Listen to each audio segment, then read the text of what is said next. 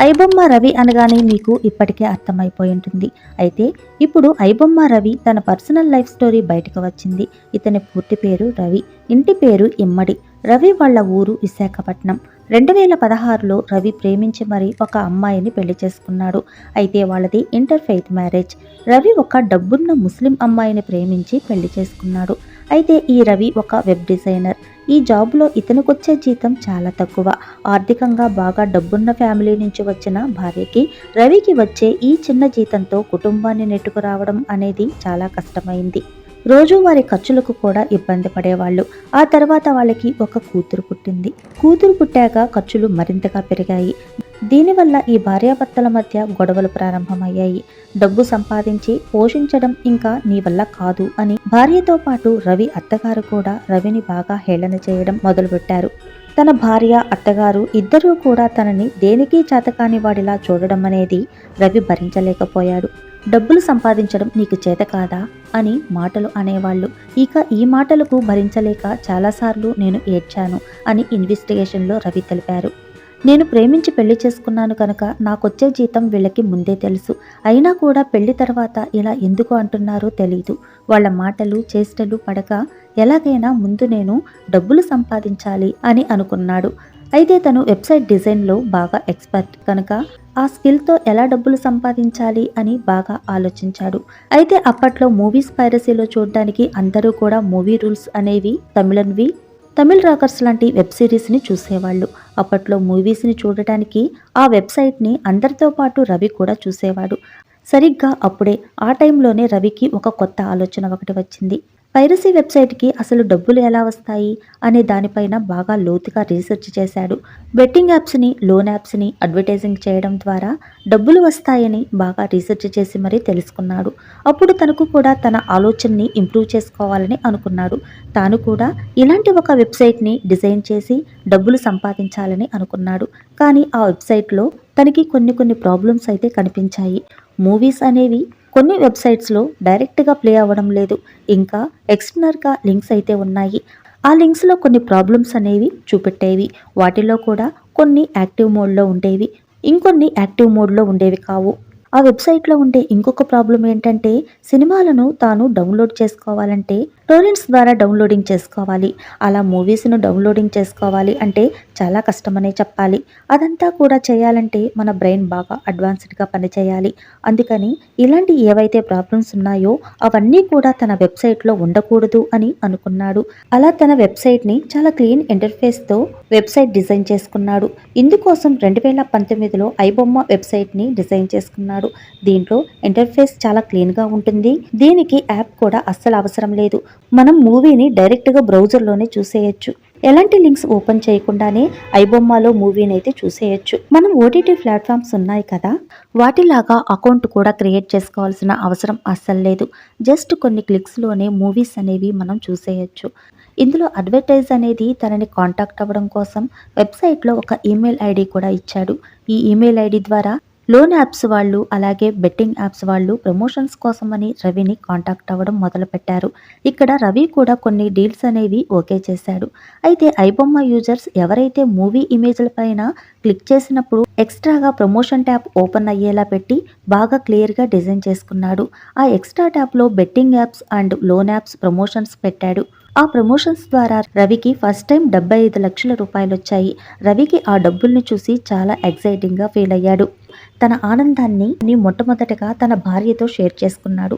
తనకొచ్చిన డబ్బుల్ని 75 లక్షల్ని తన భార్యకు చూపించాడు. కానీ రవి భార్య మాత్రం ఆ డబ్బుల్ని చూసి ఎలాంటి ఆనందం పొందలేదు. ఎందుకంటే రవి భార్య అప్పటికే రవిని ఎలాగైనా వదిలించుకోవాలని బాగా ఫిక్స్ అయింది.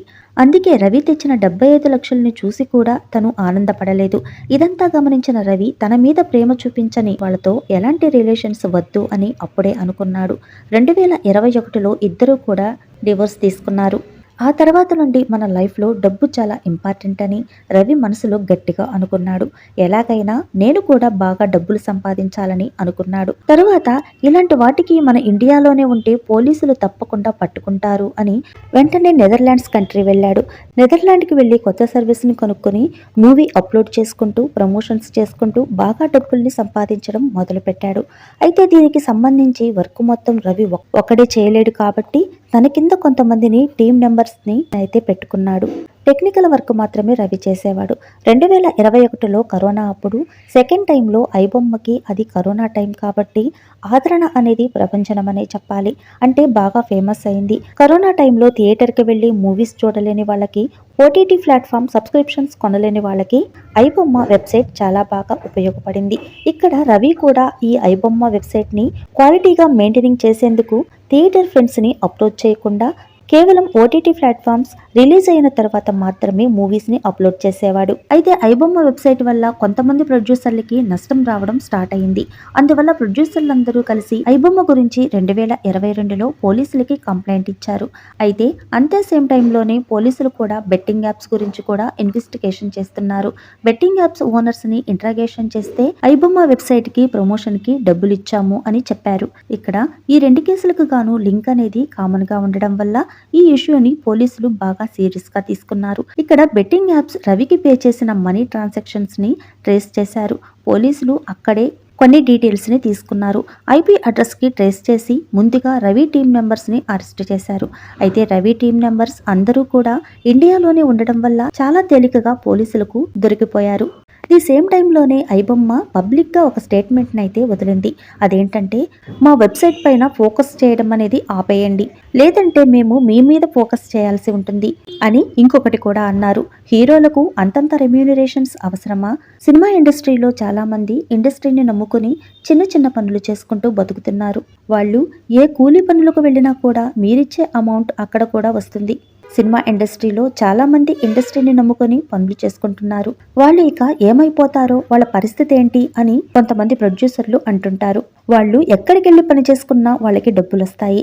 మీరిచ్చే అమౌంట్ ఏ కూలి పనులు చేసుకున్నా కూడా వాళ్ళకు వస్తాయి. మరి మీ హీరోలకు హీరోయిన్లకు వస్తాయా అంటూ ఈ మూవీ బడ్జెట్ లో ఎక్కువ పర్సెంటేజ్ హీరోయిన్దేనని, హీరోయిన్ రెమ్యూనరేషన్స్ కి, విదేశాల్లో షూటింగ్స్ కి, ఇంకా ట్రిప్స్ కి భారీగా ఖర్చు పెడుతున్నారు. ఇంకా చెప్పాలంటే ప్రొడక్షన్ బాయ్ నుండి లైటింగ్ బాయ్ వరకు ఎంత ఖర్చు పెడుతున్నారు. ఎక్కడో ఫారిన్ ట్రిప్పులకు భారీగా ఖర్చు పెట్టి షూటింగ్లు తీసుకునే దానికన్నా మన ఇండియాలో ఖర్చు తక్కువగా పెట్టి షూటింగ్ చేసుకోవచ్చు కదా. అనవసరంగా డబ్బులు పెట్టేసి ఆ బడ్జెట్ రికవరీ అంతా మాలాంటి వాళ్ళపైన రుద్ది బాగా ఎక్కువకి అమ్ముతున్నారు. అప్పుడు డిస్ట్రిబ్యూటర్స్ అలాగే థియేటర్ ఓనర్స్ ఆ అమౌంట్ ని కలెక్ట్ చేసుకోవడానికి టికెట్ రేటుని పెంచేస్తున్నారు. అటు తిరిగి ఇటు తిరిగి మధ్యతరగతి కుటుంబాలపైనే పడుతుంది. వాళ్ళు బాధపడుతున్నారు అని ఐబొమ్మ వెబ్సైట్లో ఒక పోస్టును పెట్టాడు రవి. అయితే పోలీసులు తన వెబ్సైట్ పైన నిఘా పెడుతున్నారని, ఎందుకైనా ముందు జాగ్రత్తగా ఉండాలి అని రవి ఇంకొక వెబ్సైట్ని వపం టీవీ అని ఆ టైంలోనే స్టార్ట్ చేశాడు. కరేబియన్ ఐలాండ్లో అయితే సిటిజన్షిప్ ఈజీగా వస్తుందని తెలుసుకుని సెయింట్ కిట్స్ అండ్ నెవిస్ అనే ఐలాండ్లో 80 లక్షలు పే చేసి సిటిజన్షిప్ తీసుకున్నాడు. అప్పుడు ఆ డబ్బులతోనే ఇంటర్నేషనల్ ట్రిప్పులకు వెళ్తూ ఉండేవాడు. అయితే ఇప్పటి వరకు అంతా బాగానే ఉంది కదా, పోలీసులు కూడా తన గురించి మర్చిపోయారని అనుకున్నాడు. తరువాత ఇండియాలో ఉన్న తన ప్రాపర్టీస్ అంతా కూడా అమ్మేసి తరువాత ఫారిన్ లోనే సెటిల్ అవుదామని అనుకున్నాడు. అందుకోసమే హైదరాబాద్ కి వచ్చాడు. కూకట్పల్లిలోని రెయిన్బో విస్తాస్ అనే అపార్ట్మెంట్ లో స్టే చేశాడు. అంతలోనే పోలీసులకు ఒక ఇన్ఫర్మేషన్ వచ్చింది. ఇది పోలీసులకు ఎలా తెలిసిందంటే, రవి టీం నంబర్స్ ని పోలీసులు పట్టుకున్నారు కదా, వాళ్ళ ద్వారానే ఈ రవి ఇన్ఫర్మేషన్ తెలిసిపోయింది. వెంటనే పోలీసులు రవి ఉండే అపార్ట్మెంట్ దగ్గరికి వెళ్లి రవిని పట్టేసుకున్నారు. అంతేకాదు, నేను కొన్ని సోషల్ మీడియాలో చూసిన దాన్ని బట్టి చెప్తున్నాను. ఈ ఐబొమ్మ రవి విషయాలు అయితే నన్ను ఆశ్చర్యానికి గురిచేసింది. అవేంటంటే, నేను చూసిన కొన్ని కామెంట్స్ లో 100కి 200% రవికి సపోర్ట్ గా వచ్చాయి.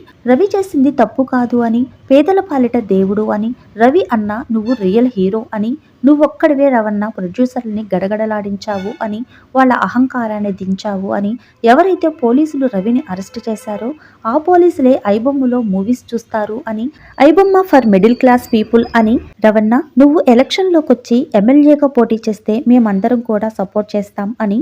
అంతేకాదు, ఒక సినిమాకి ఒక మధ్యతరగతి కుటుంబం వెళ్తే ఒక చిన్న పాప పాప్కార్న్ అడిగితే కొనివ్వలేని పరిస్థితి అని, రవి అన్నపైన ఒక్క మరక పడింది అని తెలిసింది అంటే మేము ఊరుకునేది లేదు అని.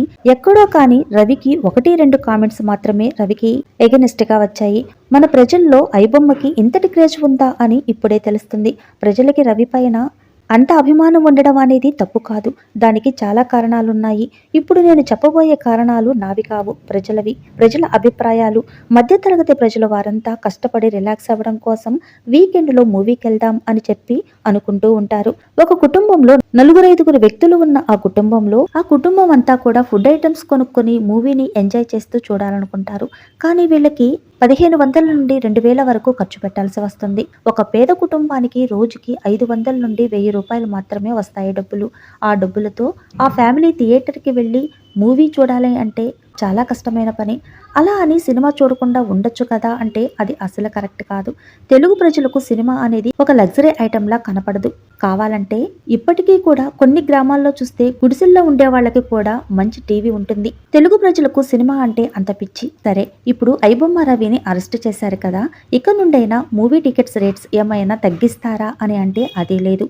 పోనీ థియేటర్కి వెళ్ళి కొన్ని రోజుల తర్వాత అయినా ఓటీటీ ప్లాట్ఫామ్స్లో చూద్దాంలే అంటే ఇది ఇంకా కాస్ట్లీ. ఓటీటీ ప్లాట్ఫామ్స్ అయినా Amazon Prime, Netflix, Hotstar, Sony LIV, జీ5, సన్నెక్స్, ఆహా వీటన్నిటికీ సబ్స్క్రిప్షన్లు తీసుకోవాలి. ఇవి తీసుకోవాలి అంటే సంవత్సరానికి 10,000 రూపాయలు ఖర్చు అవుతాయి మనకి. కొన్ని ఓటీటీ ప్లాట్ఫామ్స్ అయితే మనం సబ్స్క్రిప్షన్స్ పే చేసిన తర్వాత కూడా యాడ్స్ వస్తున్నాయి. మరి అలాంటప్పుడు ప్రజలకు ఐబొమ్మనే దిక్కవుతుంది. ఇప్పటికైనా మూవీ టికెట్స్ రేట్స్ తగ్గించాలని ప్రజలు కోరుకుంటున్నారు. పోలీసులు కూడా సినిమా వాళ్ళ కోసం ఎలాంటి ఎఫెక్ట్స్ అయితే పెట్టారో అంతే ఎఫెక్ట్స్ ని ఒక కామన్ మెన్ కంప్లైంట్స్ కి కూడా పెట్టాలని ప్రజలు కోరుకుంటున్నారు. డబ్బున్న వాళ్ళని ఒకలా, డబ్బు లేని వాళ్ళని ఇంకోలా పోలీసులు ట్రీట్ చేయడం వల్లే ఐబొమ్మ రవి లాంటి వాళ్ళు పుడుతున్నారని, మూవీ టికెట్స్ రేట్స్ తగ్గించేదాకా ఐబొమ్మ రవి లాంటి వెబ్సైట్స్ ఇంకా కూడా వస్తూనే ఉంటాయి అని ప్రజలు వాళ్ళ అభిప్రాయాన్ని చెప్తున్నారు. ఈ వీడియో కనుక మీకు నచ్చినట్లయితే మన ఛానల్ని వెంటనే సబ్స్క్రైబ్ చేసుకుని ఒక లైక్ ఇవ్వండి. దీనిపైన మీ అమూల్యమైన అభిప్రాయాన్ని కామెంట్ సెక్షన్లో కామెంట్ చేయండి.